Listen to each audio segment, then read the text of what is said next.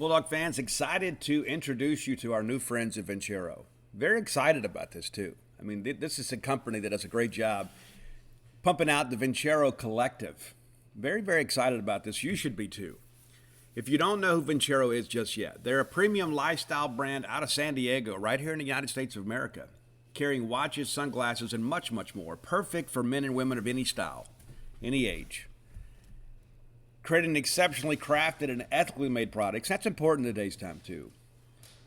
Modern pieces that elevate your look and stand the test of time. And how many times do you go out and you buy something and it's like, I really like these, and the next thing you know, you buy these glasses, and the next thing you know, they're getting kind of wobbly and everything else, and you feel like that you've got some old sunglasses and they're just not lasting. That's not the case with Vincero. They're adamant about the process. Design everything in-house. They source their own materials. They produce in small batches and ship right to your home. They do with the planet in mind. Vincero has been carbon neutral since 2019, investing in renewable energy and forestry.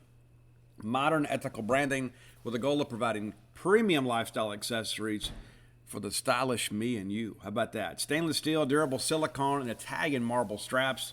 Surgical grade stainless steel casing with Italian marble inlay. It's incredible. Go check them out yourself today. Vincero is offering a special 15% off for Boneyard listeners and free shipping to all of our listeners by using the promo code Boneyard. That's VinceroCollective.com. That's VINCERO Collective.com. It's Vincero. That's how you pronounce it, Vincero.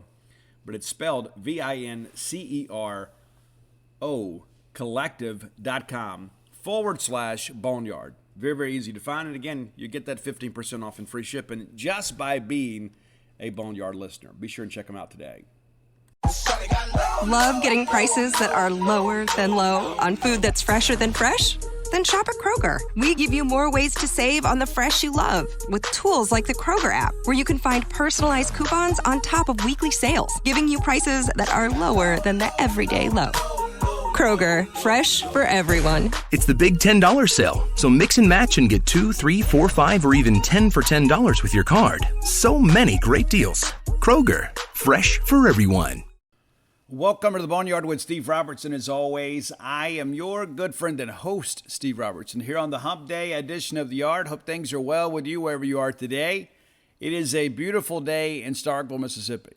It's cool, it's sunny, it's not windy, it is fabulous. Wish we had this kind of weather all the time. Got some range in what you can wear, right? I mean, if you want to wear shorts today, you can. You want to wear jeans, you're not going to be uncomfortable. It's great. Hope the weather is wonderful whether you are today. It's another week of college baseball season. Spring practice is now wrapped up. We're going to talk about some spring practice stuff on Friday. I'm going to kind of give you guys some thoughts about who needs to do what, and how do you kind of step up, what happens here, we're kind of moving forward. But your Mississippi State football coach is now on the road, as the spring evaluation period has been open now for a little bit, but we wanted to get through spring practice. And reminder, too, as I shared on Bo Bound's show, still got those 10 evaluation days that we are having to serve that penalty for as the final sanction for the Tutorgate scandal. You would say, Steve, I can't believe we're still dealing with that. Well, there was no in-person recruiting in 2020. There was no spring evaluation period then. There wasn't a spring evaluation period in 2021. So those 10 days have to be served now. And as it works, too, it's important to understand it's not 10 days total. Like every time, let's say for an example, let's say we have 9 coaches on the road today. All right, that counts as 9 evaluation days. So it's not maybe the imposition that you'd think, but it's still something to consider. And most years, you don't even use all your evaluation days. That always work out that way. So going to be, I guess a little bit of a handicap, but not anything that should slow recruiting down. I share with you guys, too, I don't really know how good a year it is in state this year. This time last year, we're starting to really talk about Trevion Williams, and he ends up being the number 1 defensive player in the state of Mississippi last year. There's some guys last year that kind of rose to prominence post-spring evaluation and into the summer camp sessions, and there's some guys out there like that. You need to get out and go see some guys and see if they're as big as they're listed, if they're as fast as listed. There's a lot of that goes on. Spring evaluation period is very, very important. I think one of the reasons, and I shared this, back in 2020, I think one of the reasons the transfer portal is so full right now is because there have been so many misses.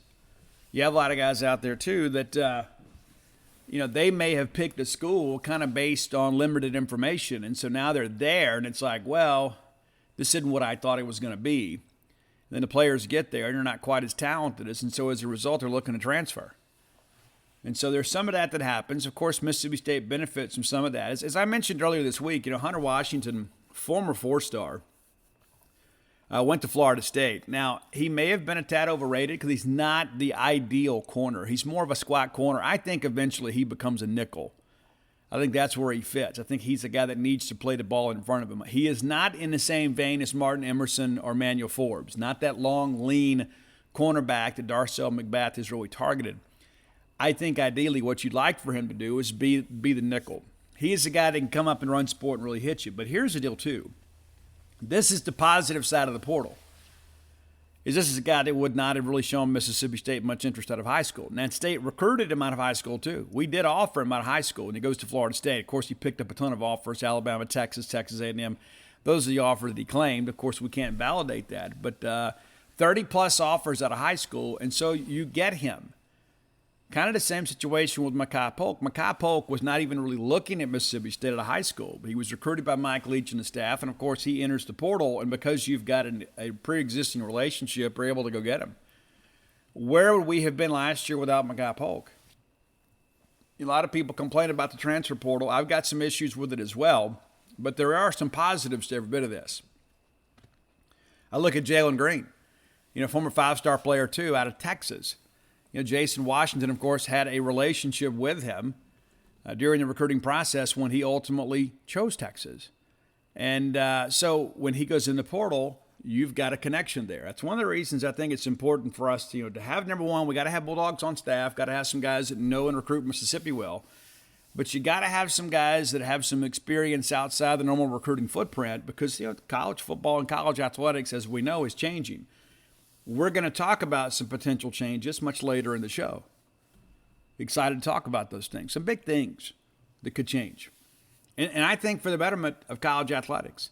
I think we're kind of antiquated in our thinking. And as you guys may be aware, Mark Emmert announced his retirement yesterday. I think that is a great thing for college athletics.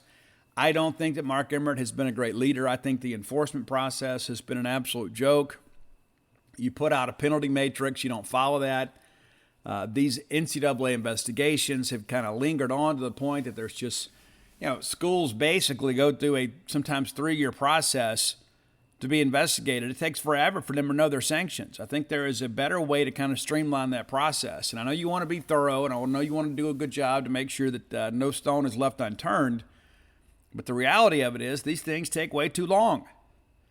What Mississippi State went through with basically a negotiated settlement for the Tutorgate thing is probably more in line with what needs to happen. It's like, okay, here's the facts of the case. Here's what we agreed to. We believe these things happened. You guys agree these things happened. And so let's negotiate the penalty. And as a result, Mississippi State avoids a bowl ban. We're very fortunate to have a guy like Bracky Brett running the compliance department. There's a lot of people out there that don't understand how difficult that job is. But if Bracky Brett is not your director of compliance, Mississippi State does not have that negotiated resolution about the Tutorgate scandal. I mean, look at what Ole Miss went through, and even though I thought the scholarship limitations were not nearly as severe as they should have been, the reality of it is that part of the penalty for Ole Miss was having to operate for basically 3 years under that cloud of suspicion. Fair or unfair, and of course anything that happens to them, it's of a negative variety. It's something that Mississippi State people enjoy, but it shouldn't be that convoluted. You should be able to get it done quicker. And I think that's for the betterment of everybody involved, because by the time these sanctions are levied, a lot of times the offending players and coaches have moved on to something else. So there's got to be a better way. But Mark Emmert resigning, I think is big. I think his inaction when it came to name, image, and likeness is a disaster. I think the way they have constructed the transfer portal is a disaster. I am in favor of the transfer portal. I am in favor of immediate eligibility. I am not in favor of free agency in college athletics. Just not. Maybe you disagree. But I think that the steps that I have heard here as of late, read a very interesting article by our own Ross Dellinger earlier today, and I'll share with you my thoughts on that a little bit later in the show. Let's thank our good friends at Bulldog Burger Company, longtime sponsors of this show. I love Bulldog Burger Company. I know you do too. Let me encourage you, if you hadn't done so, go and check those guys out sooner rather than later. They're waiting for you. They've done a good job kind of preparing a great place to eat, a great place to go recreate with friends and family, and 3 great locations to serve you. University Drive here in Start Vegas, Gloucester Street there in Tupelo, and Lake Harbor Drive there in the Ridge and Flowood area. Be sure and go check them out. I love Bulldog Burger Company. May even eat there this evening. We'll see how things go. I like going in there. I know the quality of experience I'm going to have, and that's the thing too that I love the most about Bulldog Burger Company is consistency. I know I'm going to get great food at a great price and get great service and a great atmosphere every time I go, no matter which location I go to. Go check them out today. Maybe have the Boneyard burger of choice, the pimentology, add bacon. Get the spring rolls as your appetizer, and maybe get that chocolate shake to go. You deserve it. Put up with a lot of nonsense. Treat yourself a little bit. Go to Bulldog Burger Company today, the place where people go to meet, M-E-A-T. All right. We didn't win the ball game last night, and that's disappointing. And so, and let me say this too. I think it's important to understand. I would never trade the Governor's game for an SEC win. SEC weekends are just simply more important. The Governor's game, in many respects, is kind of an exhibition, but it does negatively impact the RPI. And so a lot of the ground that State had made up in RPI over the weekend, you lose in the Governor's game. So now that makes the rest of these SEC games all the more important. We had talked about a couple weeks ago that State needed to go no worse than 3-1 in the non-conference. It looks like there's a good chance that happens now. You beat Ole Miss on the weekend, but lose the Governor's game. That makes you 1-1 in your last 2 non-conference games. And then, of course, you've got Samford and North Alabama coming up. Got to win those 2. Those are sub-150 RPI teams. You just simply can't afford to lose those games. So that's kind of where we are right now. Let's take a look back at what happened last night. The first thing I'll say right out of the gate, Mikey Tepper didn't get off to a great start, but then he settled and had perhaps his best outing as a Bulldog. But, Ole Miss gets up early, and for the first time in 4 games, Mississippi State did not give up a home run. There were no home runs hit in the ball game, and Ole Miss had hit at least 1 in 3 consecutive first innings against us. So that didn't happen last night, but we still kind of aided in our own demise early and then figured it out from there. We get a very lengthy at-bat against Justin Bench, and give Justin Bench some credit. I thought he was really the difference in the ballgame last night. He played in center field because McCants was not with the team due to a family issue, according to Ole Miss officials. But Bench gets out there and really battles and gets into a 2-2 count there and just battles, and ultimately we walk him. And then Gonzalez triples to right center, scores the run, and then he goes obviously to third. And Elko with a ground ball to the right side on an 0-2 count. I think we got a little too much to plate there. 0-2 count, back-to-back swinging strikes. You get the ground ball to the right side, the run scores. It's 2-0. Good hitting there from Tim Elko. Good, productive out there. Graham then singles back up the middle, takes second on a wild pitch. We get Harris to strike out swinging, and then Alderman is hit by the pitch, and Leatherwood grounds out the second. So you look at all of that, and you think, man, we issued the 2 free passes here and give up a triple, and it's a 2-0 ball game, and could have been much worse. Could have been worse. And maybe the pressure of the moment got to Tepper a little bit, but I thought he really bounced back and did a good job the rest of the way. All right, bottom of first, State evens the ball game up here, and you start thinking this is going to be a long game. They threw McDaniel, who was a former weekend guy for them. There's a reason on the weekend now he hadn't been very consistent. He was not good early in this ball game, but he really settled maybe the second time through the order. Yeager grounds out to third, and Cam James strikes out looking. Cam is kind of scuffling right now, and I suspect that we'll see him break out this weekend, but we need him. We need Cam James. Luke Hancock then walks on 4 pitches. Tanner walks on 5, so it's back-to-back 2-out walks. And you're thinking, okay, let's at least push a run across here. There is a wild pitch that allows both runners to move into scoring position. And then Hunter Hines hits a little dribbler that basically serves as a bunt. Burford, the third baseman from Ole Miss, comes up. He has no play at first.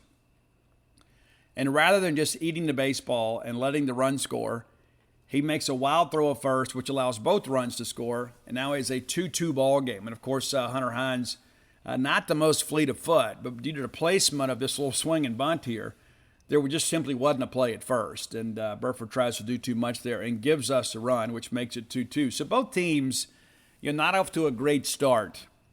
in the first inning. Cumbus then flies out to center field, and he absolutely barreled up this baseball. Kind of a indicator of the kind of night that Brad's going to have, even though he didn't have a whole lot to show for it. Brad's a guy that swings the bat pretty well and pretty much locked in right now. It's tough to hit home runs at Trustmark Park, but Brad on a 3-1 count really gives one a ride to deep center there, and bench runs it down. But Brad's pretty locked in now, really seeing the baseball well. I think we'll have a good weekend out of him too. All right, Tepper goes back out for the top of second. Really great inning here, and he had a couple lengthy at-bats that he could have kind of given up on, but he didn't. He maintained some focus, and that hadn't always been the case with him. I'm still high on him. This guy has very electric stuff. When he doesn't walk people, he's especially good. All right, he gets Burford to strike out swinging on a full count and gets Chotinier to strike out swinging on a 2-2 count. That was a good at-bat there, too. And again, it's a 2-2 count. You get a foul ball, you get the K swinging. Quickly 2 down, and then we get Bench to ground out to second. So a 1-2-3 inning. So that's now 4 consecutive retired by Tepper as we go to the bottom of second. We get a leadoff walk to Kellum Clark. Then there is the sac bunt from Jess Davis. And that's an element that I think that he brings. Honestly, Jess Davis needs to be center fielder every day. That's my honest opinion. I've shared that with you guys on the show before. We've kind of done it by committee. I think, number one, Jess is an elite defender, but also, too, he is very fleet of foot. He's a guy that can bunt, and he has actually hit some baseballs really hard here as of late. Nearly hit a home run last night, nearly hit one at University Field over the weekend at Oxford. Didn't work out for him, but I think that we're beginning to see him maybe take charge of that job in center. So he gets a sac bunt down. Clark goes to second. Leggett then walks. And all of a sudden we got runners at first and second, nobody out. A chance to take the lead here. RJ flies out to right field. Clark tags and takes third, and then Cam fouls out to right field. Again, we talk about timely base hits. You've got traffic on the bases in back-to-back innings, and really all you're able to manage is a little dribbler. Hunter, I wouldn't like Hunter Hines rip one in the gap there. So 2 innings in, we've got McDaniel basically giving us base runners. He walked forward the first 2 innings, and 2 of those guys score. We don't get anybody here in the second. That proved to be very costly later in the ballgame. Meanwhile, Mikey Tepper's really settled in. Another 1-2-3 inning, which takes his streak to 7 straight. Retired 7 straight there. You get a foul out to the catcher from Gonzalez. That's always a big out. Gonzalez is Ole Miss's best player. Elko then flies out to right field on a full count. Graham strikes out swinging. I'm not a big Graham fan. I know that people are really high on him. I just don't like his makeup. I don't think he has a true position. I think he takes a lot of bad swings. But make no mistake about it, you make a mistake to him, he'll burn you for it. All right, bottom of third. State also 1-2-3. McDaniel now kind of settles in here, and he's facing 3-4-5. It's not like he's facing the bottom third of the order. Hancock flies out to right. Tanner flies out to center. Then Hines strikes out swinging. Top of 4. Tepper's retired streak goes to 8 as he gets Calvin Harris to ground out to second. Now, if I had told you that not only would Mikey Tepper pitch into the 4th, but he would have a stretch there of retiring 8 in a row, you'd have been shocked, right? And that's not an indictment on his ability. It's just he hadn't been very consistent. But we got the start we needed out of Mikey Tepper. Guy did a great job, and I think you can feel maybe a little bit better about his placing. Maybe this is a confidence-building opportunity for him where he can go out there and eat up some innings for us on the weekend. We need him. Then we walk Alderman on 4 pitches, and then we walk Leatherwood on 5 pitches, So it's like you retire 8 in a row, then you walk back-to-back hitters, and rather than give in, we roll up a double play ball here, 5-4-3 double play to get us out of the inning. So pretty nice effort from Tepper. Maybe you could have pushed him for another more, but it seems like maybe he was beginning to fade a little bit here. But the guy gives you a winning effort. At this point, he leaves the ball game. I'm thinking Mississippi State's going to win. Well, we don't. But I can't be critical of Mikey Tepper. Now, offensively, again, McDaniel's kind of got it stifled. Again, now all of a sudden he stops walking people, and all of a sudden we don't have traffic on the bases. Cumbus fouls out to the catcher. Clark flies out to center, and Davis strikes out swinging. 1-2-3. And really, that's Cumbus's only at bat that he didn't absolutely hammer a baseball. Again, not anything to show for it, but the guy is clearly locked in right now. All right, top of 5, we bring in Lane Forsyth. This inning proved to be the difference in the ball game. Now, the thing you think about is like, and I tweeted out in pregame, it's like, okay, Lane didn't take in and out with the infielders, which tells me he's likely to pitch. Well, he does here. I just don't know if this is the best chance to bring him in. Now, I can say, well, when do you want to do it? Well, this is a guy that may be able to help us, especially if we get into a regional format and we have to play, deeper into the tournament. Lane's probably got to go out there and get you an inning or two. And then people say, well, he should mop up or whatever. Here's the thing with Lane. It has really been feast or famine. He gives up a solo home run, very first hitter that he sees, settles down, gets 3. The next ball game against Jackson State, we walk a guy, give up a 2-run tank, and then we get the next 3. And so, we shouldn't be trading a run or 2 for 3 outs. And I know Lane's doing the best he can. We bring him in here, and he didn't miss many bats, if any. It's clearly he's only had 3 appearances. This is his worst one. And obviously, too, first one against an SEC team, especially a team with their backs against the wall. But you give up a single to left from Chatinier, then bench flies out to left. I guess he got 1 out. Gonzalez then doubles to right field, chasing Chatinier to third. There's 2 runners in scoring position, and Elko absolutely hammered the ball in left field. It didn't get off the field very high. It just absolutely hammers. And that 2-run score makes it 4-2. And then Kevin Graham doubles to right field, and Elko scores. And it was basically a hit-and-run deal there. They send Elko, the speedster there. They send him from first, and then Graham, rips it. And when you know that a guy's going to be around the plate, you can afford to do that. I mean, it's a full count there, so you know that he's not going to throw anything low, right? I mean, he's not going to be out of the zone there.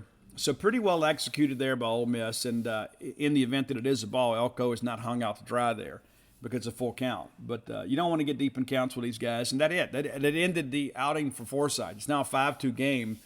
There's plenty of ball game left, but it did feel rather significant. We bring in Cam Tuller, and like all of you, I never know what to expect from Cam. I don't. And then what does he do? He gives us the best performance of his career here at Mississippi State. 1-2-3 inning here. We do have a wild pitch to open, which is always great. And then Harris strikes out swinging. Alderman strikes out swinging. So a pair of Ks there. And it makes perfect sense, too, with all these left-handers coming up in the order that you'd bring Cam in. And this is probably the time to do it. I just kind of question the wisdom of bringing Forsyth in, to face the top of the order. It's like I know he gets shot in the 9-hole, but that's a guy that's been around too. I mean, he's kind of hiding there in the 9-hole. I may have brought Forsyth in later in the ballgame. And again, hindsight's always 20/20. I get it. But it's a 5-2 ball game. All right, bottom of 5th.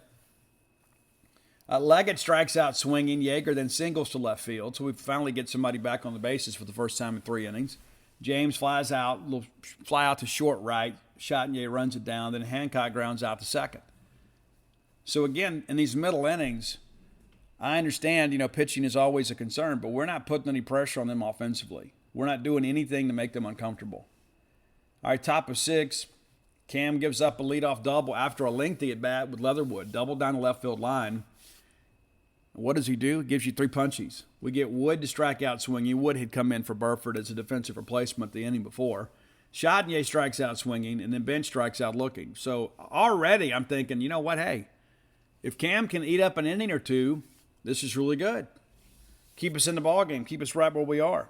Bottom of 6, they walk Logan Tanner, and that ended the night for Drew McDaniel, who was really good. I mean, other than some control issues in the first 2 innings, I mean, hey, you can't hate on the kid. We didn't do much against him. I thought he did a really good job getting some depth on the breaking ball, kind of keeping us off balance, getting us to roll over things. And so, bottom of 6, they pull him. And then Nichols comes in, a freshman. We saw him over the weekend. He gets Hines to strike out swinging. Cumbus then absolutely murders a ball to left center. That ball is out of a lot of parks. Was not a trust mark. Off the bat, everybody stands and yells and thinks that thing is gone for a 2-run shot. It's run down by Graham at the wall. And this is when they have the controversy here. Logan Tanner had passed second base. He did touch it coming back, which is what you're required to do. He touched it coming back. Ole Miss appeals to second, and they call him out. Then there's no replay there. And here's my issue with all of this. Is number one, how would anybody have known to check that? And number two, that's the only call you have to make there as a second base guy. That's your call. You have a runner there. That's your call. And I've seen the picture. Somebody shared that with me on Twitter.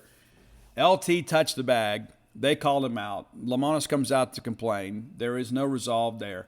And listen, we're going to have a runner at first with 2 outs. I'm not going to sit here and say it's a difference in the ball game. But they basically took an out from us. The officials did. You got to do a better job there. And again, it's a loud out and it's a long out.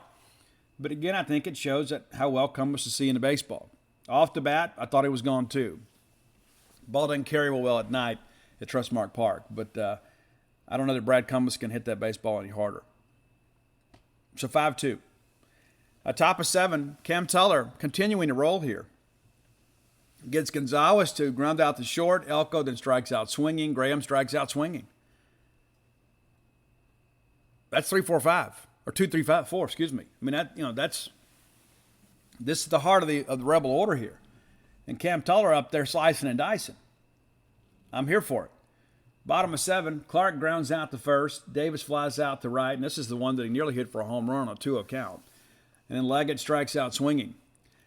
So not much for the Bulldogs to show there. We're starting to run out of outs. Ben Van Cleve comes in to pinch hit for Calvin Harris and kind of meekly grounds out to short there. Alderman strikes out looking. Leatherwood grounds out to short. So again, Cam out here punching up zeros.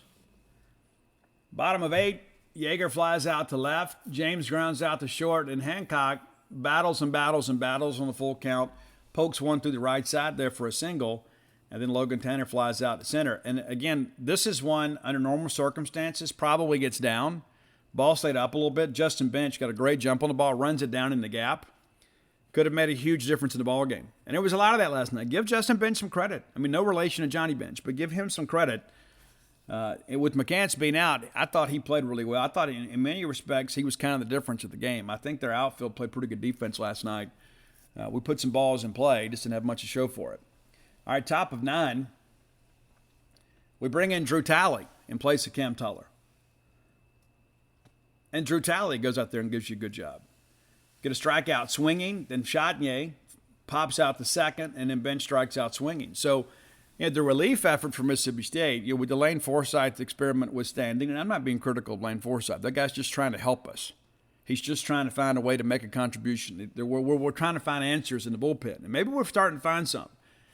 But this is not a criticism of Lane Forsyth. He just didn't have a good inning. And it ultimately cost us the ball game. And he knows this. But the bottom line is we got to go swing the bats. We didn't. We make it interesting here in the bottom of 9. Hunter Hines strikes out swinging. And then Cumbus, again, I'm sure Johnson from Ole Miss still want to see Brad Cumbus ever again. Brad got under it a little bit, but he absolutely hammers the ball to left field. Nearly gets it out of there. With 2 outs, Kellum Clark could have easily just said, let me go up here and take a selfish swing. He didn't. He walks. We get a runner on base. And it's basically defensive indifference here. He's still second, but they're not trying to get the runner there. And then Jess Davis hits the ball really hard back toward the middle. Chatnier lays out, makes a play for it.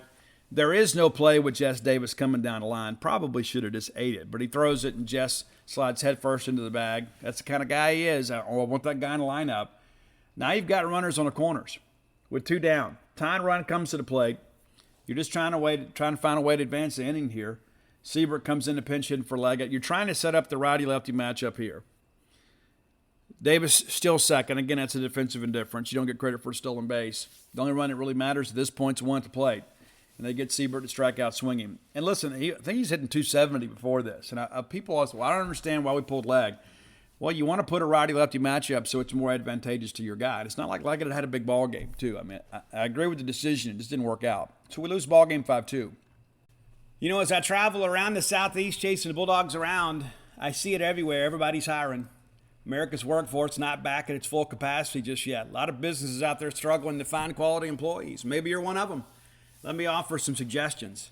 Go visit my friends at Indeed. They've got it figured out for you. They can help you. It's a great partnership. You know how it is. If the Bulldogs don't have the right players with the right skills, chances of winning pretty slim. It's the same for you and your business. Maybe you'd like to be able to do more, but you can't. You got staffing concerns that are holding you back. If you're hiring, you need Indeed, because Indeed is the hiring partner where you can attract, interview, and hire all in one place. Indeed is the only job site where you're guaranteed to find quality applicants that meet your must-have job requirements, or else you don't pay. Instead of spending hours on multiple job sites hoping to find candidates that may work out, get some ones that you know will with the right skills. That you need one powerful hiring partner that can help you get that done. Indeed partners with you on every step of the hiring process. Find great talent through time-saving tools like the Indeed Instant Match, assessments, and virtual interviews. With Instant Match, as soon as you sponsor a post, you get a short list of quality candidates with resumes on Indeed that match your job description, and you can invite them to apply for your position right away. Plus, you only pay for the quality applications that meet your must-have requirements. Here's the deal, too. We're going to save you a little money, too. If you're a business out there that's trying to make some things happen, and you say, you know what, Steve, I've never used a company like this, allow me to give you some incentive. How about $75 credit with Indeed? Start hiring right now with that $75 credit to upgrade your job post at Indeed.com/Boneyard. That offer is only good through the end of the month. It expires April 30th. That's Indeed.com/Boneyard to claim your $75 credit before April 30th. Terms and conditions may apply. You need to hire. You need Indeed. There's no doubt about it. Hey, Bulldog fans, do you enjoy celebrating? There's always something to celebrate, whether it be a big win from our Bulldogs or perhaps a major life event in someone you care about, whether it be a friend or family having a baby or getting married or getting a promotion or moving to a new home. Maybe you're looking for that perfect housewarming gift. Maybe you just want to celebrate yourself keeping the couch warm and staying out of trouble, right? It's no easy feat, especially if it's a big couch. Maybe you just want to celebrate living in 2022, where you can get beer, wine, and spirits delivered from Drizzly in under 60 minutes without even leaving your house. Right now, Drizzly is giving all new customers $5 off their first order with code FAST5. That's F-A-S-T, the number 5, FAST5. So download the Drizzly app or go to drizzly.com. That's DRIZLY.com. And use promo code FAST5 for $5 off of your first order. Drizzly is the #1 app for alcohol delivery. It's the most convenient way to buy beer, wine, and spirits. We deliver to your doorstep in under 60 minutes. It's quite the service there. So just check it out today. Download the Drizzly app or go to drizzly.com. Again, that's DRIZLY.com. And use promo code FAST5. That's F-A-S-T and the number 5. Take a quick look at the numbers. Mississippi State, 2 runs on 4 hits. Ole Miss, 5 runs on 7 hits. And, of course, some of those free passes hurt us. But by and large, they hit the baseball. Not as well as we did over the weekend. They did enough to win the ball game. They did. Drew McDaniel credited with the win at 4-2. Lane Forsyth tagged with loss. Brennan Johnson gets the save. So let's look inside the numbers here. Mississippi State, those few hits were scattered. R.J. Yeager with a single, Luke Hancock with a single, Hunter Hines with a single, and Jess Davis with a single. And if you look at these 4 hits too, R.J. Yeager had probably the best hit of the day. He lined that single over shortstop into left field. Everything else was a bit of an adventure. Luke Hancock, pulls one through the right side, ground ball. Hunter Hines hits a little dribbler out past the mound on the third baseline, and then Jess Davis hits the ball pretty well back toward the middle. Shot, he makes a great play on it, but basically ground balls. The one line drive for a single, the rest of them are ground balls out there. And sometimes you can hit a hard ground ball through the infield, but we just didn't hit it well. When we left 7 on base, Ole Miss leaves 5. But the bottom line is, I've read with great interest, and I guess maybe we know a different game. And I agree with Coach Chris Simonis here. And I'll be honest with you, when I don't agree with him, I tell you, I don't agree with bringing Lane Forsyth in that situation to face the heart of the order. And maybe that decision was already made. It's like, hey, no matter what the score of the ball game, we want to get Lane an inning here in the 5th. We want to get Mikey to give us 4. I don't know. I don't know if that was the plan. But I disagree with the decision. I think you got to make a change there 2-2. And who knew that Cam Tuller was going to be like that? I mean, we don't know. And maybe Mikey was tired. Maybe Mikey couldn't go anymore. He's primarily a reliever. Maybe we didn't want to push him considering all the injuries we've had. Maybe we don't want to extend him there in that situation. I can't answer that. But I kind of question bringing Forsyth in a tie game in the 5th. But when it comes to hitting, you don't go out there and say, okay, when you've been trained to basically swing hard in case you hit it, You don't go up there and then choke up and measure your swing. I know people are like, oh, you just want to put it in play. Well, we're putting it in play. That's the thing. We're putting it in play. And it's like, and one of the dumbest things that I have read is like when we lost the game to Auburn, when Brad rips that ball through the left side, and then Quarter gets thrown out the plate. Some people said, well, he hit it too hard.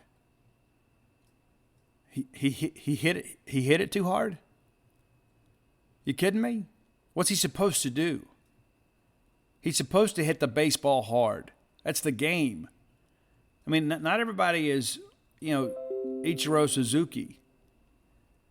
You go up there, you swing the bat hard. And it's like I've some people trip me out too, and I love all you guys to death. Some of y'all give me a headache though. It's like I had a conversation recently. I don't understand why we're always swinging so hard. How much do you turn a 95-mile-per-hour fastball around? I think I've asked y'all that on the show before. How do you do it? You're just going to put the bat out there where it's going to bunt all the time?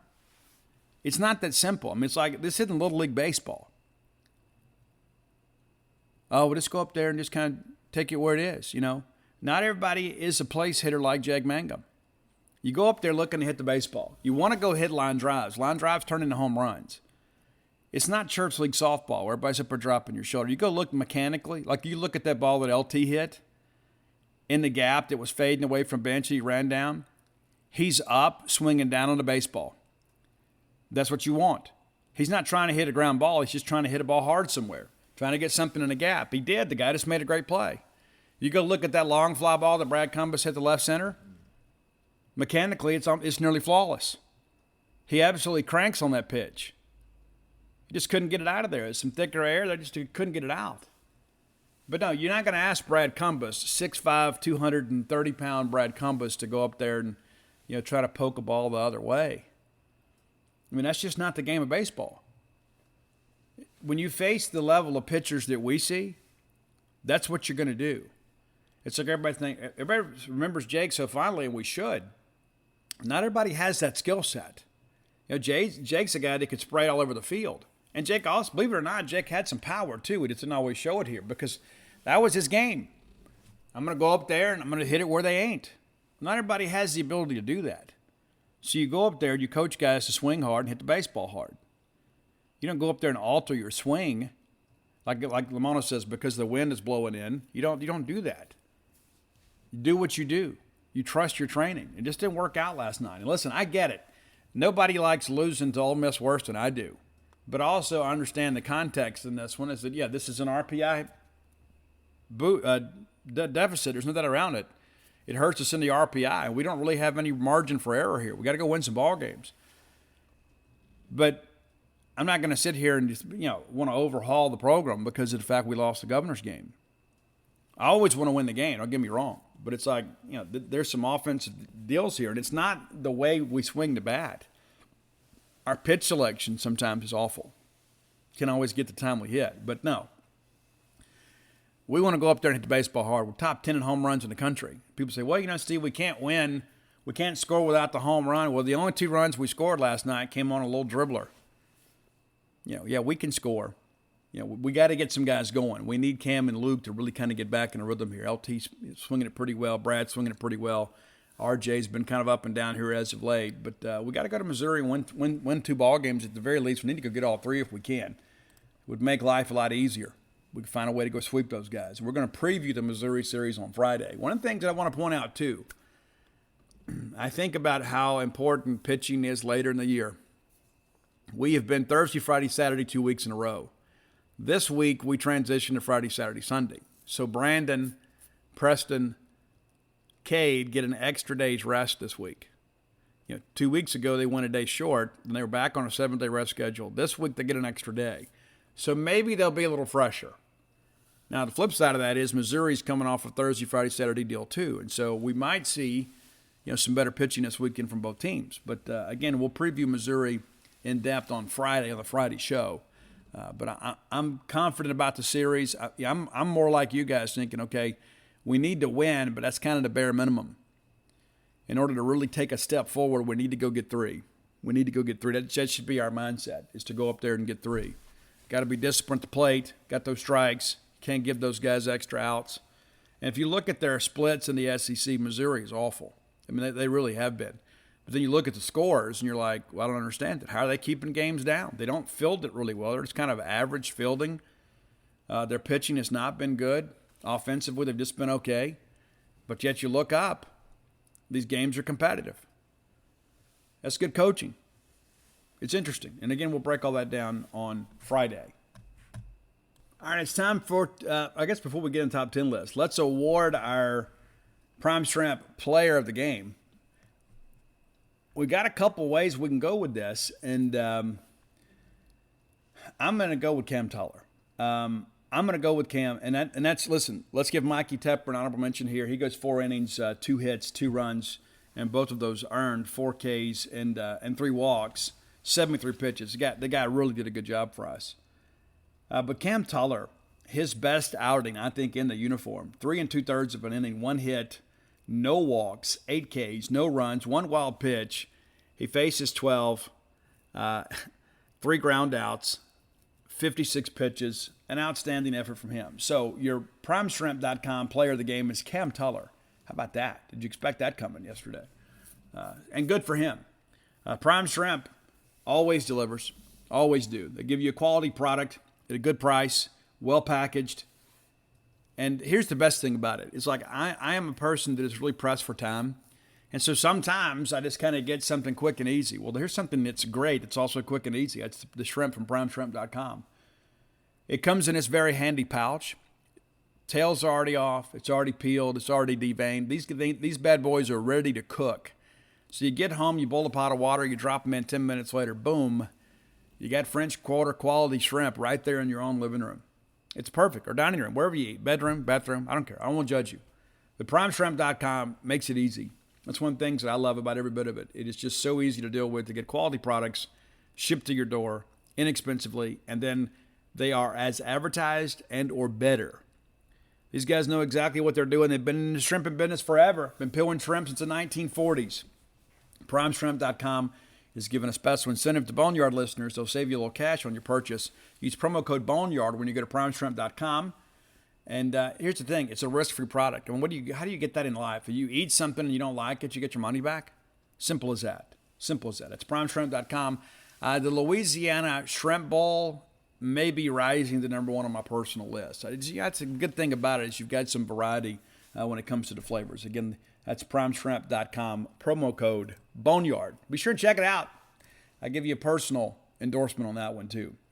But again, great effort from the Mississippi State bullpen. You know, it's like, again, you look at that 5th inning, that proved to be the difference in the ball game. But, you know, maybe the bigger issue here outside of the ball game, we talk about you want to learn a little something about your team, is that maybe Mikey Tepper and Cam Tuller are going to be able to help us down the stretch. And we need them. We absolutely need them down the stretch, especially Cam being a left-handed guy.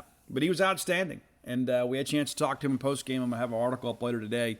Really need those guys. They could be the missing pieces in this bullpen. So great effort from both of those guys. And listen, let's not be remiss here and not mention Drew Talley. And Drew's been kind of up and down a little bit too. Drew with a very great inning there. One inning, no hits, no runs, 2 strikeouts, 10 pitches. When Drew is on, he gets it done quick, and he's efficient. He gets in there and gets it done. Time for today's top 10 list, brought to you by closewithblair.com. Blair Chandler is my friend. He'll be your friend too. He is a friend in the industry. It pays to have friends when you're having to navigate through something that maybe you don't have a lot of expertise, and that's like the mortgage industry. There's so many rules. There's so many levels to all of this. It's like you need like a pint of blood, a lock of your firstborn's hair, a note from your mom. And there's so many things that underwriters require at times. It pays to have somebody, number one, that can be your advocate, to go kind of fight underwriting for you, but also, too, to kind of prepare you for that process and to make sure that it is rather stress-free, as stress-free as a mortgage can be. Blair, go to closewithblair.com. Blair's happy to serve you. This is a mortgage professional, 21 years in the industry. He's not just working for some fly-by-night operation either, not some subprime lender. He works at Fairway Mortgage, recently voted number 1 in customer satisfaction when it came to mortgage lending. Blair, again, closewithblair.com. That's where you go to find him. And he wants to kind of keep it in the family, the Boneyard fam. If you mention to Blair that you heard about him on the show, he will pay for your appraisal. How cool is that?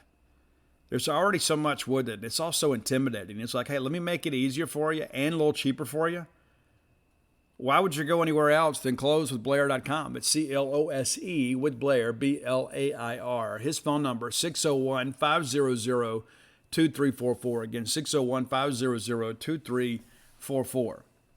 All right, today's top 10 list. We didn't do an album ranking on Monday because I had some people that hit me up and reminded me we hadn't done White Lion. So we did that.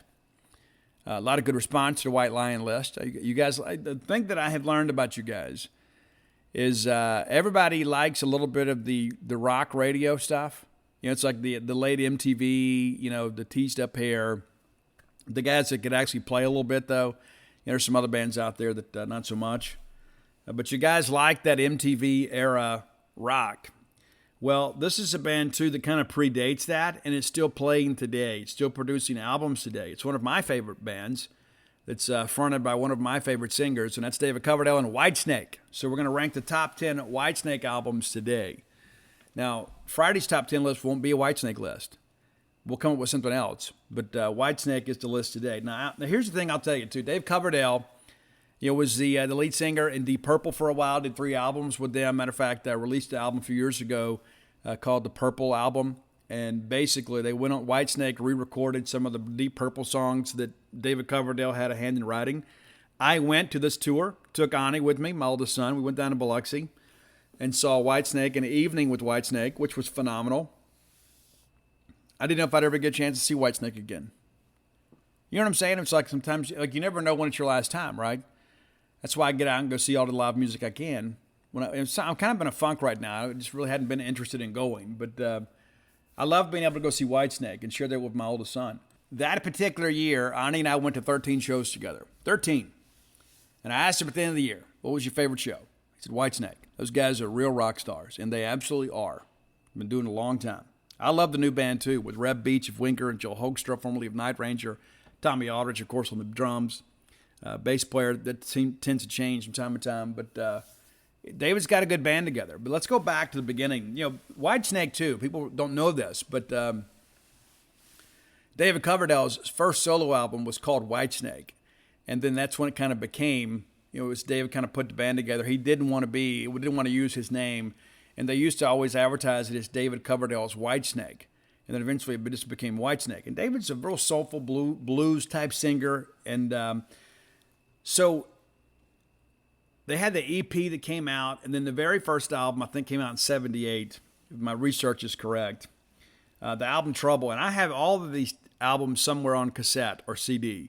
I have the entire catalog, with the exception, I guess, of the newest one. But Trouble, you go back and you listen to it, and it's very, I won't say dated is the right word, but it's very typical, I guess, for the era. You even hear like some dual guitar, kind of like Leonard Skinner stuff on this album. It's much different. It's very, very 70s, very.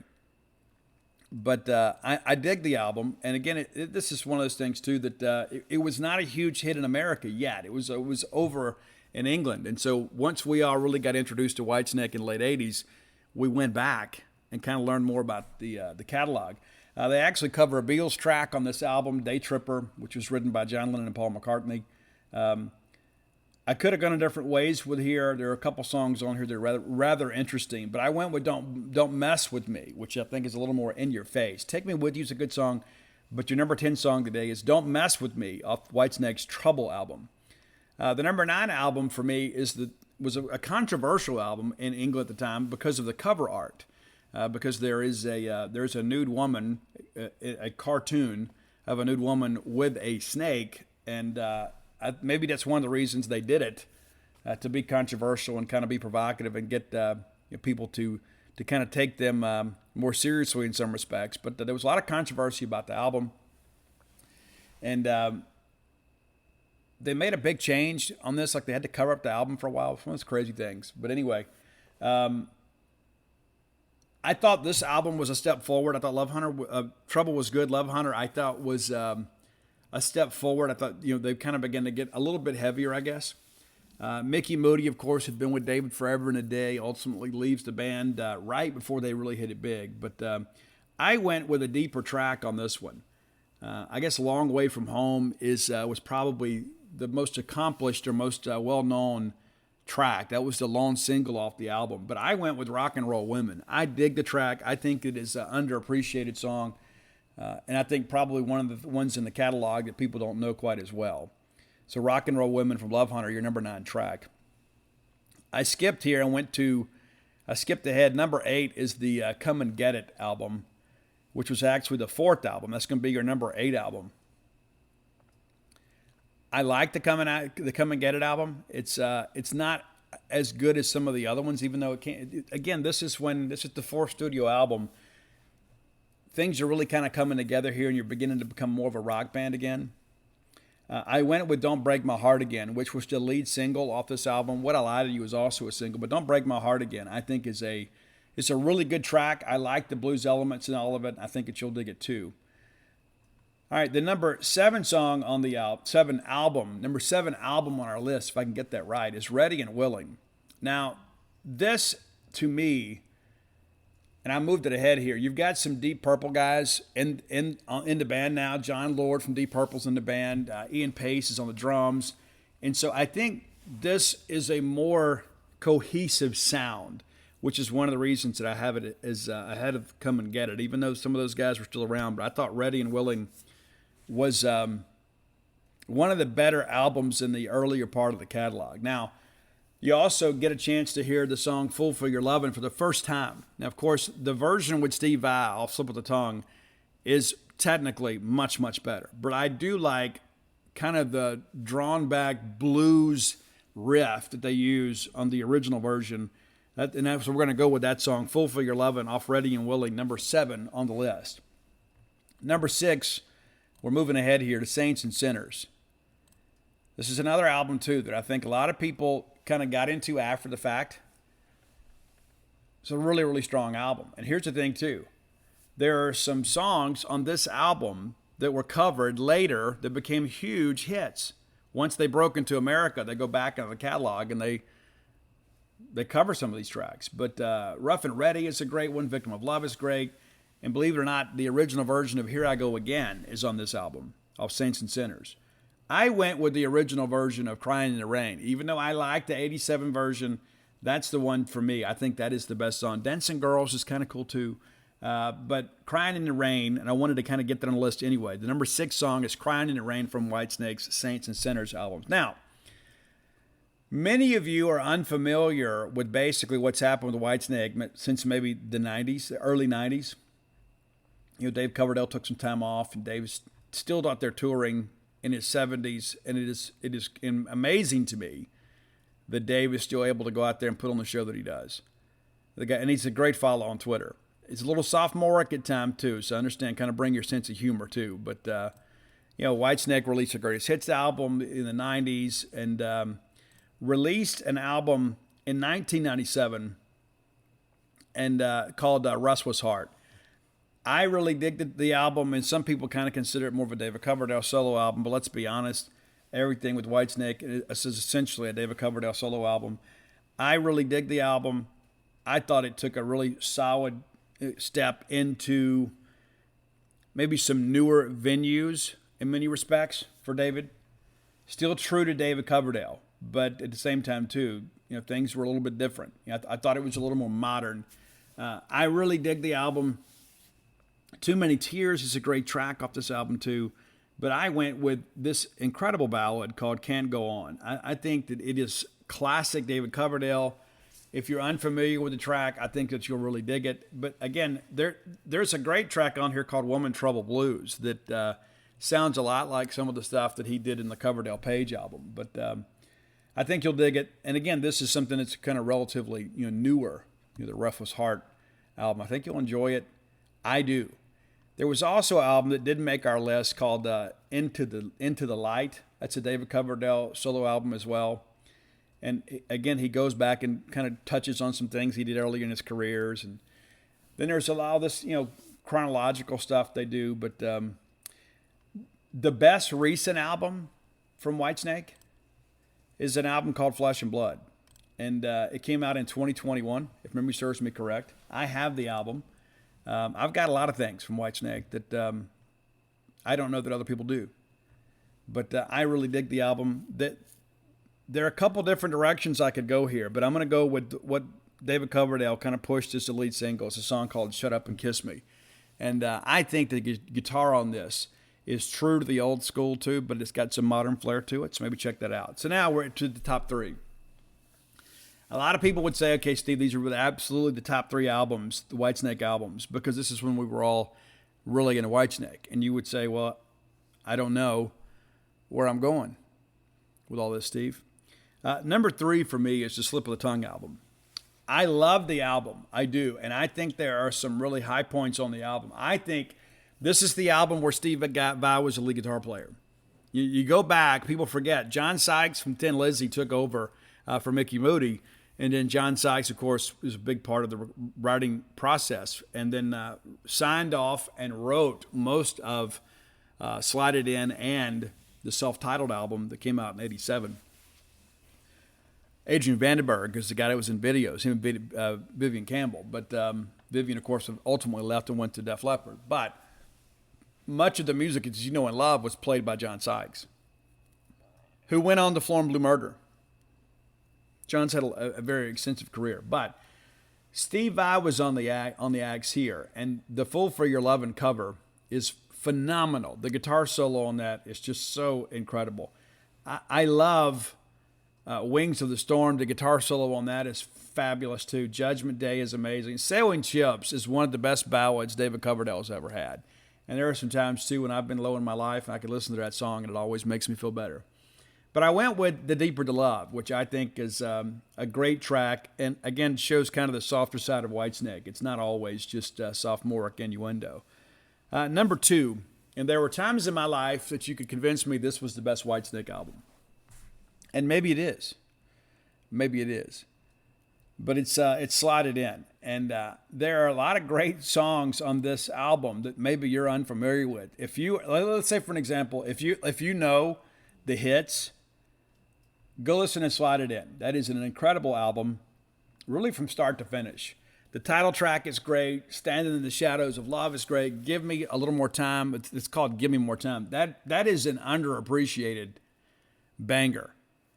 And then Love Ain't No Stranger is amazing. Spit It Out is good. There's not filler on this album. A lot of bands out there have 2 or 3 singles, and they just kind of put a bunch of outtakes in there. This is a great album. I think it's the number 2 album, and again, some days you could convince me it's number 1. But our track on this one is Slow and Easy.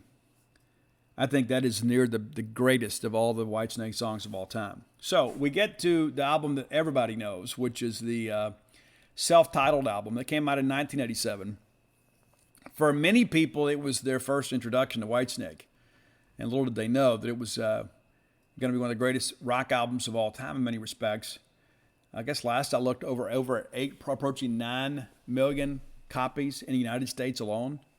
It's incredible to think about that. And of course, this is a time too when the record industry was trying to basically control and push this stupid pop stuff. But Whitesnake's self-titled album was a number 2 Billboard album for 10 weeks. And the only the thing that kept them out was Michael Jackson's Bad. That's pretty good company to be in there. But again, there's some covers on here too. Here I Go Again is a cover of their own album, of their own work. Give Me All Your Love is incredible. I love that song. Give Me All Your Love Tonight that is one of the best Whitesnake songs. But I couldn't go along with that for the number 1 song. And I know many people are thinking he's going to go with Here I Go Again, and I'm not. I'm not, because I'm a rocker. I love the song. It got a little overplayed at times, but I went with the title track, the lead track, It's Still the Night, in honor of Landon Sims. Still the Night, an amazing rock song, gets people on their feet. They had 4 singles off this album: Still the Night, Here I Go Again, Is This Love, and Give Me All Your Love Tonight.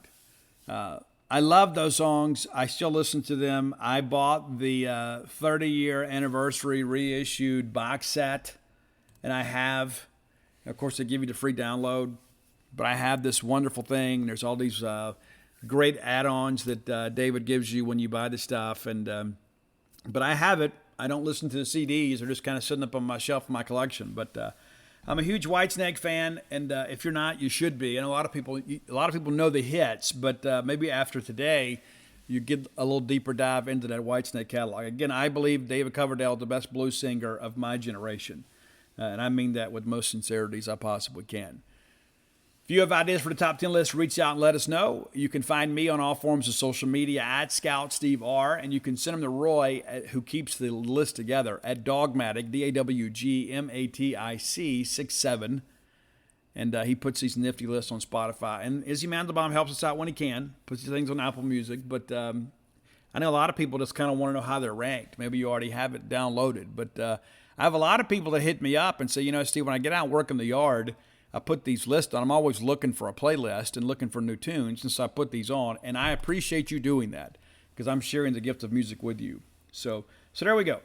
All right, next segment of the show brought to you by the friends at Campus Book Mart. Stan Ray is no longer with us as a participant at Campus Book Mart, still with us as a friend and as a Bulldog. Be sure and come by and check out Campus Book Mart. I love Campus Book Mart, and I'd be honest with you, prior to them advertising for the show, I was kind of unfamiliar with them. It wasn't on my game day route.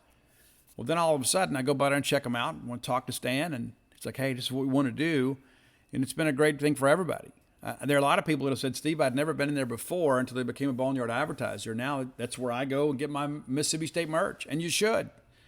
Visit them on the World Wide Web at campusbookmart.net, and by being a Boneyard listener, we'll give you a phrase that pays. It's BSR, which stands for Beautiful Steve Robertson.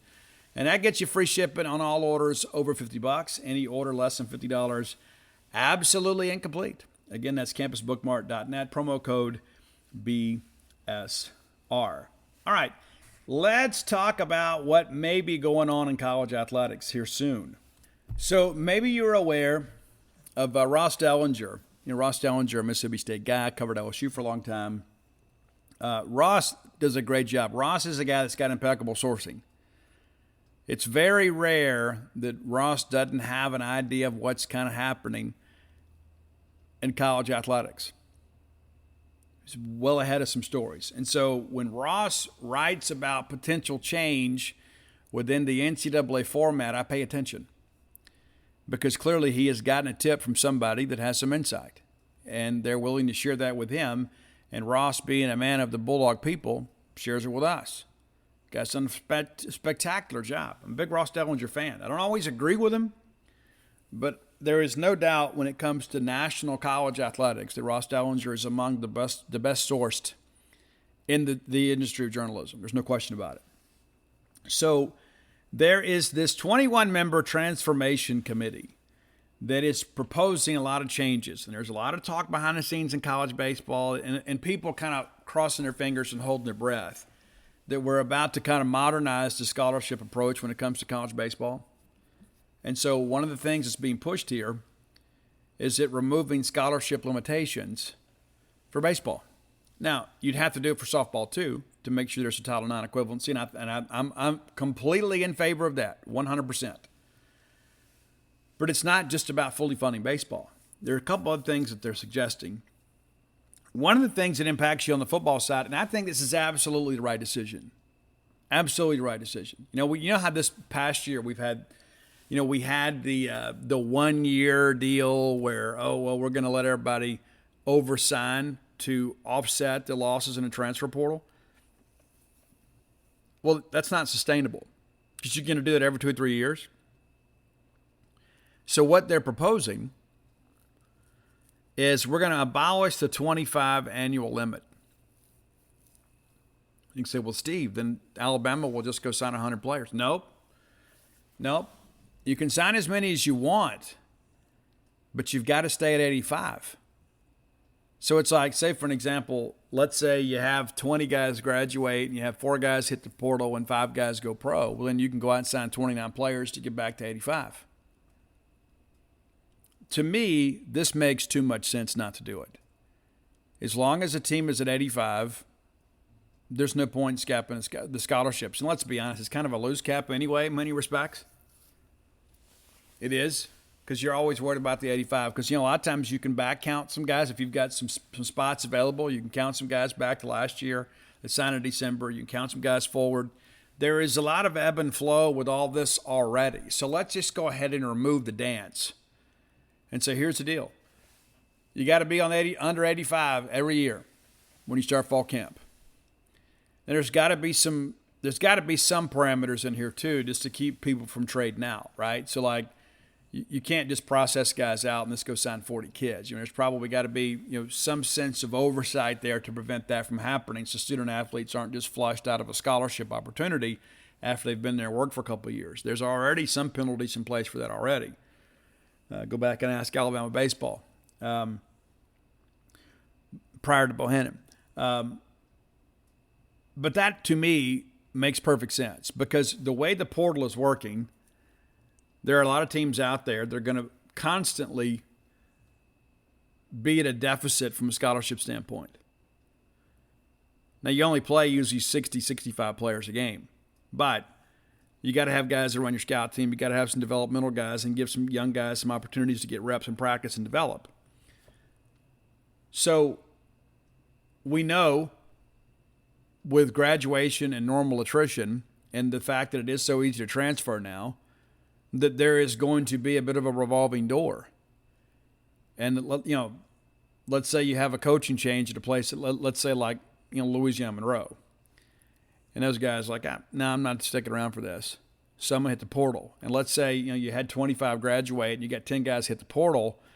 And then you have a couple guys get hurt. You could be down 35 scholarships and then you could only replenish 25. So it could become basically one of these deals where you get on this treadmill of sorts and you're never able to get caught up. So this enables everybody to stay caught up and be at 85 every single year if they choose. It makes perfect sense to me. It does. It's the right way to go about it. And let's say you're a coach and you come in here and it's like, I got to clean up this program and I got a bunch of bad actors. And so we're going to go out here and we're going to drug test everybody and I'm not going to put up with any repeat offenders. And then the second round of testing, I found out I got a bunch of guys that are out here doing things they shouldn't do. They're not committed to college football or college athletics. And so we're going to dismiss them from the team. Well, I still got to have some guys replace them. And so now you kind of have the ability to do it. And I think in many ways, it kind of removes the situation of people being able to hold you hostage. I think now you can have some true level of accountability. If I can run this player off for negative behavior and replace him with somebody else, I'm a little more likely to do that. I'm a little more likely to enforce the rules when I know that I can replace a bad actor with somebody that's going to come in here and appreciate the opportunity. So I think in that respect, the transfer portal can be used in a very good way. Now, what's interesting too is Greg Sankey is very involved in all this. And if you guys are fans of Greg Sankey, I am. I think we got to do more with officiating. But, Greg's ideas about the advancement of college athletics in the SEC are perhaps the best we've had in my lifetime. Yeah, I go back, Roy Kramer obviously was the guy that, brought the SEC championship game to life. But, Greg is the guy that's been a great advocate for the SEC and has done some revolutionary things in many respects. So the fact that he is involved in all this makes perfect sense. And I think there are a lot of people that are going to go along with what the SEC wants. But you also have Julie Cromer, who is the AD from Ohio. So now you have some G5 representation. So where I think this impacts college baseball is, think about this for a second. Mississippi State is the defending national champions. Mississippi State has the best facility in college baseball. Mississippi State sets all the attendance records. Mississippi State is committed to college baseball. There is, let's just say, few schools anywhere close that have made the same level of commitment to college baseball as Mississippi State historically. I think we can all agree on that. And whether you may say this stadium is better, you're wrong. But even if you say that, there's no arguing that Mississippi State has made college baseball a significant priority in its athletic funding, in its fan interest.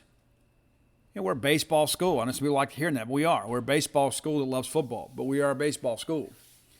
So when Mississippi State votes, we get one vote. And then you have Mississippi Valley State, that is also a Division I baseball program. And this is in no way a shot at Valley. But they began playing baseball in 1975. We began playing in 1885. it's very difficult for those guys to get funding. Well, their vote counts the same as our vote. And then you've got Monmouth. Their vote counts the same as our vote. Now, I go back to last summer when we were having the big discussion about paying the third assistant. Now, the rule was not going to be you have to pay your third assistant coach. The rule was you now have the ability to pay your third assistant coach. You're not required to do it, but you're now allowed to do it, which for us is Kyle Cheesebro, right? And usually you funded that guy's salary through the summer camps. Well, we hadn't been able to have many of those, right? Remember COVID in 2020? Remember that? So what happened is there were a lot of people that were on board. We're going to do it. We're going to do it. We're going to do it. Well, then some non-baseball conferences are like, nah, we're not doing this because the gap is going to get even wider. Now we're not going to be able to keep coaches because now the Mississippi States and the North Carolinas of the world, they're going to be able to pay 4 coaches, and we can only afford to pay 3, and we're struggling to do that. I'm never going to be able to get a volunteer assistant coach because every time I get somebody, they're going to pluck him. Well, you know what? That's good. That's what should happen. You shouldn't have free labor. You should have to pay them. You should be able to pay them.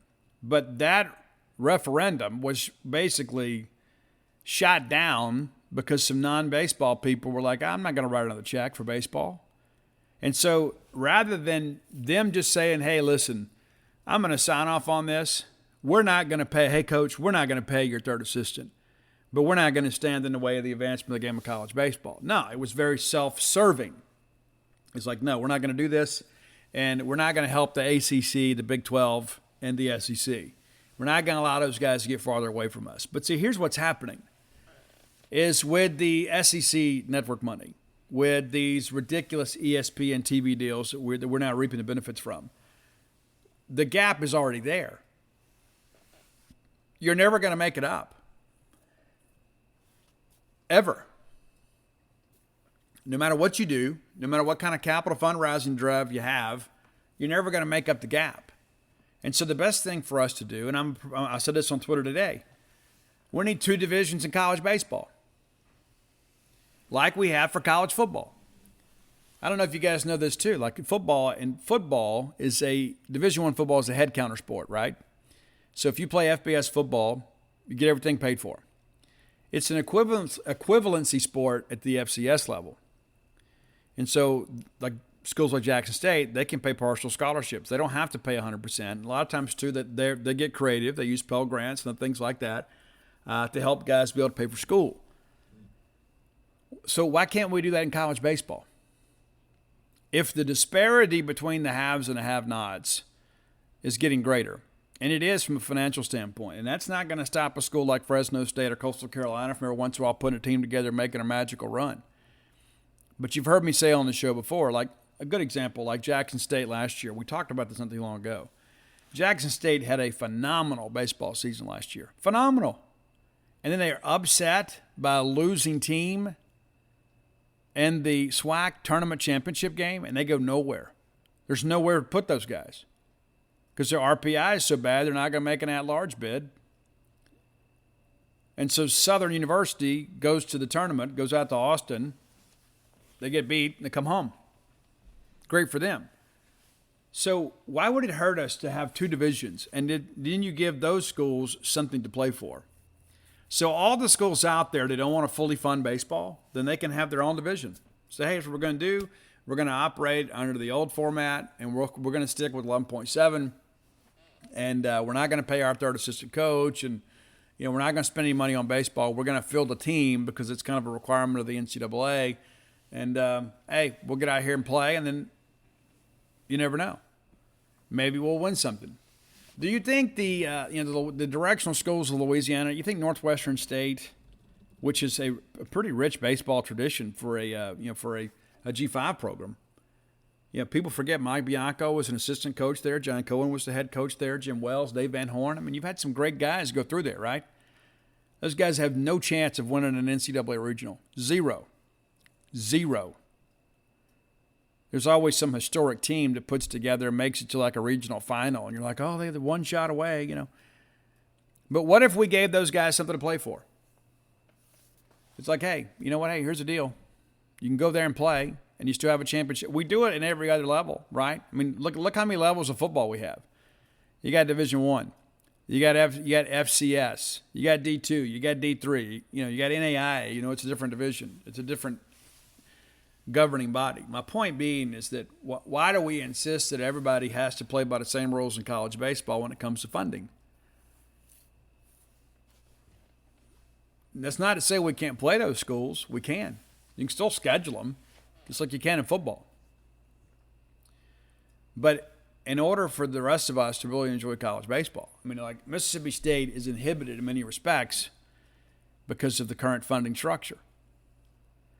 And yeah, we can get creative. We can use some academic scholarships, and we can use some leadership scholarships and that kind of stuff to kind of put some things together for some guys. But the reality of it is when you look up the road and you see what some of me and my friends call the NBA. When you got Michigan and Stanford to a certain extent, and Vanderbilt out here playing by a different set of rules than the rest of us.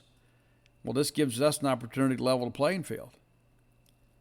So if we can go ahead and give everybody 100% scholarships, what do you think happens to Vanderbilt baseball? Well, let me tell you what happens to it. Vanderbilt baseball gets to be pretty average. You've seen their facilities? You said, well, Steve, we got tradition. What's all recent? I bet you didn't know Vanderbilt has the second lowest winning percentage in the history of the Southeastern Conference in college baseball. Let's not get caught up in recency bias. But, one of the things, too, that I am a proponent of, too, is, I like the fact that you've got so many student athletes out there that are trying to play college baseball. And so let's make it easier for them to do so. There are a lot of young players, and like in our state especially, and my son played with a lot of these guys in high school, travel ball, and that kind of stuff, that they know that college baseball is not a reality for them, and it's got nothing to do with their talent. It's a matter of financial resources. And so like, hey, well, I would go play, but my parents can't make up the difference. It's a partial scholarship. They're paying me a third. I got a scholarship to go play at Louisiana Lafayette, but my parents can't pay the difference. I can get a Pell Grant, still doesn't make up the difference. I just don't have the money to go do it. So basically what we're saying, without really saying it, is that, hey, if you can play football and basketball, which are revenue-producing sports, then we're going to pay for your education. But just because you excel at another sport, even if you're at the top of your class, we're not going to do it.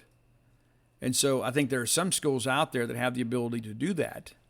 And so you want more diversity in baseball, fully fund baseball. Simple as that. I know several players over the years that say, I would have loved to have been able to go play college baseball. I would have loved to have been able to go play at Mississippi State. I would have loved to have been able to go play at Ole Miss, Southern Miss, wherever. But I had to do this for my family. And then they get all bent out of shape because this is what I have to do. It may not have been what I wanted to do, but this is what I have to do because I think it's for the betterment of my family. Whereas we could give those guys an opportunity to go play college baseball and have the opportunity to mature and develop and get a college education. Because there are a lot of guys out there in pro baseball that want to get these guys, of course, as cheaply as possible. It is a business, right? You want to get the best player for as cheaply as possible. And so they take advantage of these kids. It's like, hey, hey, you, Mr. Joe, somebody that's never had anything, hey, we're going to sign you, for $50,000, and we'll put you in the minors, and we'll feed you and take care of you and that sort of stuff. Well, that kid's never had anything, and $50,000 seems like $500,000. Well, my mama could use this. I'm going to buy my mama a house. It doesn't work that way. And so I think that's one of the things you look at. If we want to advance the college game, and we want to advance college athletics, I think you got to fully fund college baseball and softball. I think that's the only way to be fair about it, obviously. But remove those limitations. Maybe you've got roster limits or whatever, but you can fully fund as many scholarships as you want. And I think that is a great thing for Mississippi State. It's great. And I think on the football side, it's too, because we're going to have guys transfer.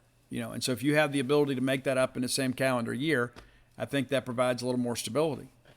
Because the transfer portal is a mess. And I've shared with you guys before, we need to be in a situation, too, where we have portal opening dates and ending dates. If you understand what I'm saying, like it shouldn't be 365 days of the year. That's just craziness. That doesn't happen in pro sports. Doesn't happen in high school sports. But now all of a sudden in college, it's like, oh, you can do what you want to do whenever you want to do it. Shouldn't be that way. I mean, they can't leave mid-semester anyway, right? So let's do it. Let's do it at the end of the semester, open it up for 6 weeks, boom, move on. Because a coach has got to know what he has available to him. He does. So Ross, and you can find his article, go follow Ross on Twitter, and you can find that it's a 21-member committee. Don't know when these things will be enacted, but I think really for the first time in a long time, we're having some very meaningful conversations about college baseball and kind of restructuring college baseball. Because it's just not right. It's just absolutely not right that the Akron Zips, they have the same voting power as the defending national champions. All due respect to the Zips. It shouldn't be that way. The people that actually are committed to college baseball should be making the decisions about college baseball, not the people that hate even writing a check for college baseball. All right, final segment of the show brought to you by Portico. You guys know Brooks Bryan. That's a guy that's got to say about college baseball. Guy's got some strong opinions. He knows what it's like. I respect those guys, man. That's a fraternity that we're not a part of, right? So, Brooks, I'm going to give you the cell number first. We'll change it up today. Brooks' cell number is 601-416-8075. Again, that's 601-416-8075. Brooks, part of a great group of guys that are bringing a great residential development right here to the greater Starkville area. A lot of greats in there. Great, great, great. If I was moving to Starkville, I would move to that great community too. It is 1.1 miles away from the Mississippi State campus, conveniently located off of Highway 80, off 12. You take the turn off 82 on a 12. The very first right is Pat Station Road. You probably always wondered where that road takes you. It takes you home. How about that? And you're on the quiet side of campus. That's one of the things I would love about being there, is being the convenience of being close to campus and then being able to get right back and not have to fight all the traffic and that kind of stuff. And you got to wonder about where to eat. And there's lines at the gas station, that kind of stuff. Just have a place here. Maybe it's your primary residence, which it would be for me. Or maybe you just want to have like a second home here, perhaps a retirement home here. And Starkville's a great place to live. It really is. I didn't know that until I moved up here full time. It's one thing to be here on game day. It's a different crowd. But I can go to some of my favorite places and hang out and people know me here, and so they'll know you too. It's a great community, and everywhere you go, everybody's wearing maroon. Every so often we'll see an interloper out there, but by and large, it's our people. But even if Mississippi State wasn't here, it's a great place to live. It's very quiet here. It's a great community, and Portico gives you an opportunity to come be our neighbor. We'd love for that to happen. Call Brooks today. You can have a say in perhaps what your lot looks like. You can have a say in what your house looks like. They're in the middle of constructing phase 2 now. Phase 1's completely sold out. Your new neighbor's already here enjoying life. Come join them today. Make Portico your next move. All right, so a little more information. I have been on phones here the last couple days. We'll talk some about recruiting here. We've got a couple of transfer spots left. Now, here's what I'm told. Mississippi State is not really pigeonholed into positions for these last couple spots. What they're going to do is let's see what comes available, because May 1st is the deadline, right? May 1st is the deadline for guys to go into the portal and be eligible to play this year. Now, we can't go take SEC guys unless they're grad transfers, unless they're willing to sit. And that didn't really help us, right? We need to find a couple guys that can make us a better team this year. And so what I'm told is that State is basically going to wait about a week here, see the new entrants into the portal, and then go hard after them. And in the month of May, we're going to be going like crazy to go get the two best players available that make us a better football team this year. And they'll be here in June. So we're looking at some offensive tackle prospects. Based on what I've seen and heard, not been a lot of guys that I think could come in here and contribute this year as a tackle prospect. So maybe you don't go that route. You don't just want to go sign a guy to sign a guy. We're not going to go sign a guy that's just going to be a second or third teamer as a senior. You got to go get somebody that either has some years or has the ability to help you right now. So we may not take a tackle. We may not. We talked about it, but we may not. Dollar Bill's doing a pretty good job. He's been able to compete some at left tackle. Percy Lewis still kind of getting up to speed. But you may not take that guy. You're not going to take a running back, unless something just ridiculously crazy happens. And why would another running back want to come here as a veteran when you've got Woody Marks and Dylan Johnson that's already got 2.5 years of experience ahead of you? This doesn't make a lot of sense there. Now, do you go take a receiver? Yeah, you might take a receiver if you can get a difference maker. If you can get a difference maker and get that guy up to speed, you go take that guy. But I suspect, unless a difference maker emerges, a receiver, or perhaps a potential two deeper at tackle emerges, I think we may end up spending both of these spots on defense. Could be. That's just my opinion today. It may change tomorrow. And again, a lot of it's going to depend on what's available in the portal. They have mined this portal and watched film and looked, for the better part of 2 months now. And you go out, you add one guy, so you're still kind of working through it. Watching this group play, and I mentioned linebackers the other day. I think our first team backer is going to be really good. I think Deshaun Page is going to be really good. And that's a guy that's going to get a lot of reps for us too. Outside of that, I'm not so sure. I think Nick Mitchell's a guy that could help us. But it would probably behoove us, if we could, to go get a guy at linebacker. At the very least, come here and be a two-deeper for us, to play special teams and save some wear and tear on some guys. It's like when you begin to kind of look through this thing too, it's like people forget Ty Wheat's a backer too. I know he lines up over there kind of in a rush-in position, but he's a linebacker too. So when you begin to kind of work through this, you feel really good about that first team unit. You really do. If you can find a guy out there that can bring value at linebacker, I think you go take that guy. And that's not to say that anybody said, hey, we've got to go get a backer. I think if you can find a guy out there, maybe a younger guy, maybe he's got a year or two under his belt that can come in here and be a two deeper this year and perhaps a starter next year, it makes perfect sense. I think the depth at corner is outstanding. That's one of the reasons we moved William Hardrick wide receiver. Maybe you didn't know. We did.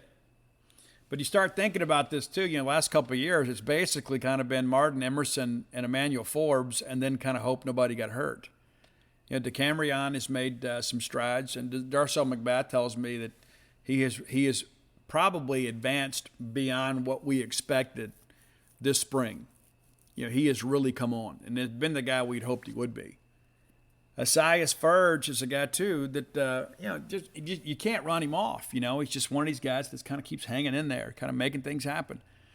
He's not going to be a starter for us, but he can be a solid reserve, be a guy that helps you on special teams. And last year, I was very impressed when he got on the field. The guy played really hard. He wants to be here. And in order to be a second teamer, there are a lot of guys out there that are going to leave just to go play, but Asias Ferge wants to be at Mississippi State. I respect it. DeCarlos Nicholson has come in, done a good job. Marcus Banks come in, done a good job. So now all of a sudden you go from basically having, 2.5, 3 corners. You start looking now, you're like, well, wait a minute now. And now you basically got a 3 deep at corner. So you don't need anybody at corner. You might even shift somebody over to safety at some points in some packages. You got some numbers at safety, but I still think if you had one more guy, if you could find a difference maker at safety, you would. Jackie Matthews has come in and done a good job for us. You could find one more, you'd feel really good about that. But the good thing is I don't think whoever you get, you're not dependent on them to play. You want them to come in here and help you be a better football team, and really from a depth standpoint. But the chances of finding a starter at this late juncture are pretty slim. Not to mention they missed spring practice, so you're not going to see a lot of people show up at this late point and get in. And a lot of those guys, too, just want a fresh start at this point in their careers. I mean, short of being a grad transfer, guys are transferring at this point because they went through spring practice, did not earn a job on the 2 deep or perhaps a starting job. And they said, you know what? I'm not going to play here, so I'm going to go somewhere else. So it's not about teaching them anything. It's about, hey, these are the guys that are available for us. This is the needs that we have, and let's go pursue this guy. And so, again, not a lot of value in the portal at this point, but you could get a young guy with some years to play, which is what you got with Hunter. You guys got 4 years to play. He transfers in from Florida State after a redshirt year. He's got 4 years to play. So, again, there are some guys out there that I think could come in and make us a better team, but I think the right approach is the one that I'm hearing Mississippi State's going to have, and that's, you know what, we're going to look for the best available guy at a position of need for us.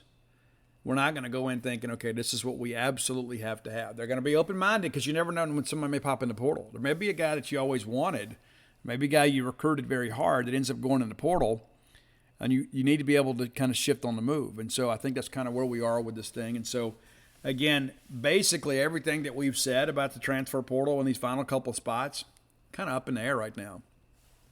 Kind of up in the air. I firmly believe what's going to happen is they're just going to wait a few days, see the new names that go in, and then prioritize the guys that they've been recruiting compared to what they're looking at now. Reach out, because you've got a month to figure it out, right? They go in by May 1st, and they can enroll in June. A lot of guys are going to be getting ready to graduate. And so it's a fluid process. So all of a sudden, if you look up here at, a couple of weeks and State's added a wide receiver transfer, don't be like, but Steve, no, that's certainly possible. Might even be probable at this point. When you look at the rest of it and say, but Steve, we went and got this guy. Hey, at this point, you just got to go get what makes you a better football team. No question about it. And again, that's the positive side of the portal. Will there be some other guys leave Mississippi State? Maybe so. Maybe. I'm not surprised either way. It seems like every time a walk-on goes in the portal, people want to make a big deal out of it. And again, it's not that we don't appreciate their contributions to Mississippi State, but there's a reason they're moving on. And I think it's important to kind of look at things in a proper context. All right, let's get ready to get out of here. I will be at Lorelei Books this Saturday. I think I've told you guys this before. Be down there for a book signing Saturday. So I'm going to miss the trip to Missouri, which I'm disappointed about, to be honest with you. I was looking forward to going up there and covering baseball. I never covered baseball. I've covered football there before, but that's the reality of it. So Saturday, April 30th, Lorelei Books in Vicksburg from 1 to 3. 1 to 3. So if you're in Vicksburg, come out and check me out, and I'll be keeping up with the game there while we're there. But we'll probably go find somewhere to go Friday night to enjoy the game. Maybe we go back to Hobie's. We'll have a good time. But this Saturday, if you're looking for books, come to Lorelei Books there in Vicksburg. I'm a big proponent of Mississippi's independent bookstores.